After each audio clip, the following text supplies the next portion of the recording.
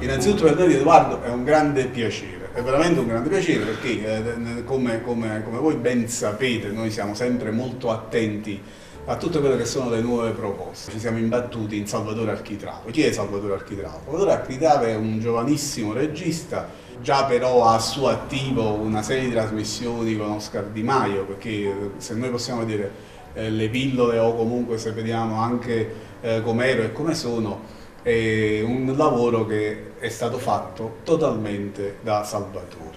Oggi Salvatore è qui perché ci presenta un suo nuovo lavoro. Canta Mario Trevi. Mario Trevi. Canta Mario Trevi. Sta canzone viene a te, sta canzone viene a te. Caterina, Caterina, Caterina, Caterina. Voglio parlartelo solo, voglio parlartelo solo. Per fa che la cattichi, per fa che la cattichi. Salvatore Architravo, oltre ad essere un valente regista, è sicuramente un futuro valente regista. È anche il nipote del grande Mario Trevi, grande interprete della canzone napoletana. Grazie. Per me è un onore qui rappresentare il nonno ed è stato un grandissimo piacere poter montare una trasmissione dedicata al nonno. Io che sono di parte, però è cor mio.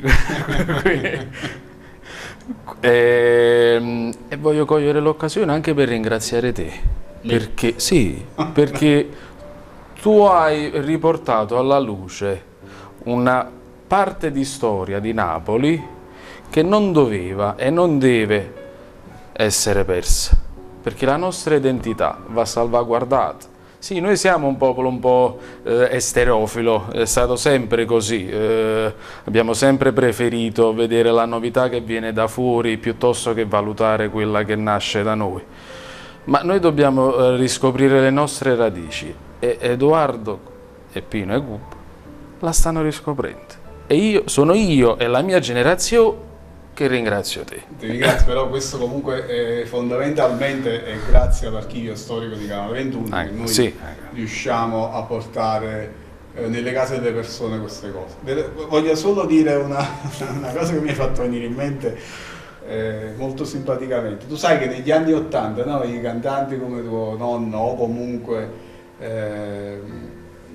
gli attori erano sempre un po' invisi alla critica dell'epoca, perché la critica dell'epoca erano sempre tutti quanti che c'è stata sempre la puzza sotto al naso. Un atteggiamento del genere da parte della critica dell'epoca piemontese, lombarda, era pure accettabile, perché sia i piemontesi che i lombardi non avevano da difendere nessuna canzone piemontese e nessuna canzone lombarda, almeno che io sappia, perché poi può darsi pure che c'è stata una sodomia in lombardo. No, diciamo che invece i critici napoletani che avevano il compito di difendere una vastità ed una ricchezza enorme che era la canzone napoletana si adeguarono a non difendere niente come i colleghi che non dovevano difendere niente, perché non potevano difendere niente. A me dispiace tantissimo, cioè magari qualche volta se sarà possibile avere anche tuo nonno qui per poter parlare proprio di questo, però voglio dire, io credo che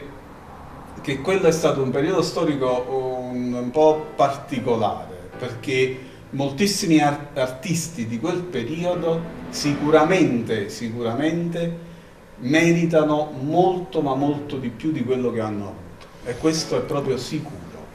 Io mi permetto di fare, diciamo, un piccolo excursus, perché prima di arrivare agli anni '80, cioè al vastissimo materiale che c'è in archivio, dobbiamo pensare come nonno Mario, ma mi viene in mente anche lo stesso Merola, Mauro, la generazione di Bruni, Rondinella, venivano tutti quanti dagli anni fine 50 Certo. e anni 60, quindi dal periodo dei Festival di Napoli, che era una manifestazione che dava fastidio a Sanremo. Perché era la sorella napoletana, però era seguita. Basta ricordare le scene di Operazione San Gennaro. Sì, come no, caspita. Quindi poi dalla fine del Festival di Napoli, con il ritiro delle telecamere da parte della televisione nazionale, purtroppo Napoli pian piano è andata A perdere perdere una delle più grandi manifestazioni e l'attenzione da parte della critica nazionale, anche se poi sono nate altre correnti. Oltre alla sceneggiata negli anni 70, parallelamente c'era Pino Daniele, c'era il Napoletan Power, poi c'era la nuova compagnia di canto popolare. Certo. Diciamo che Napoli non è mai morta e non morirà Ma è mai. un'energia che non si può reprimere, per cui anche se si cerca di chiudere da un lato, Sempre dall'altro lato. Senti Salvatore, vogliamo parlare di questo lavoro che tu ci hai portato? Sì, allora, questo lavoro... Prima di tutto, che cosa sono? Quante puntate sono? Come ti è venuto in mente? Che cosa hai fatto? Insomma, perché le persone vogliono sapere, tanto tra poco andrà in onda, lo vedranno pure, quindi... Allora, proprio su Canale 21, alla fine degli anni 80, va in onda una trasmissione che si chiama Mezzo secolo di canzoni, che poi da lì in poi ce ne sono state tantissime di edizioni.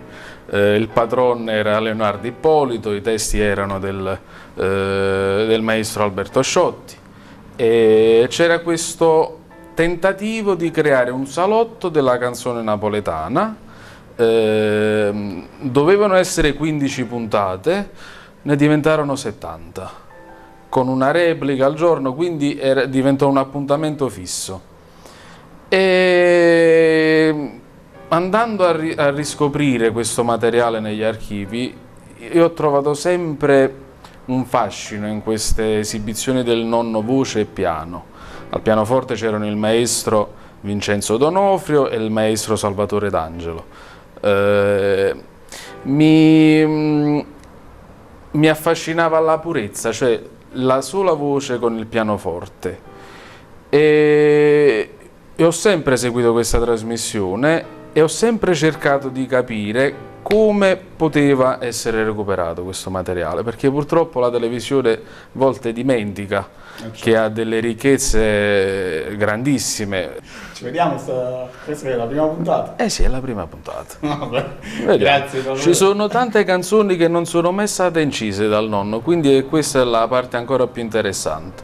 C'è Lacrime napoletane, che la conosciamo di Merola, di Bruni, però da Trevi non è stata mai cantata. Questa è l'unica volta che è stata cantata. Beh, questa è una delle tante. Vogliamo salutare anche al nonno, perché ci troviamo qua. Nonno, zio Cormi sempre.